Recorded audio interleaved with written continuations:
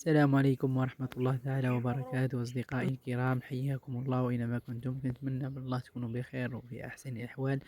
كما كتشاهدوا معايا الخوت في هذا الفيديو، هذه خلية ديال النحل. أول مرة كنشوف خلية النحل بهذا الحجم هذا، صغيرة بزاف.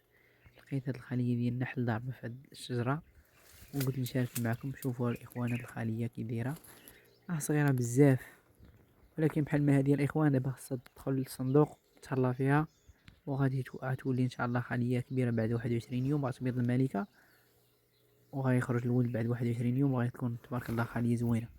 ومن بعد الخويا بغيت نشارك معكم هاد الخلية، أصغر خلية شفتها.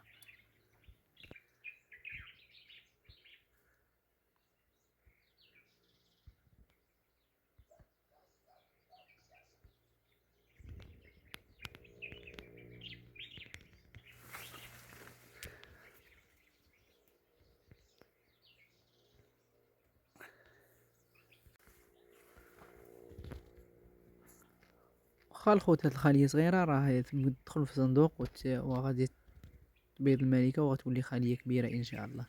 المهم الخوت حتى لهنا، دمتم في حفظ الله. السلام عليكم ورحمة الله تعالى وبركاته.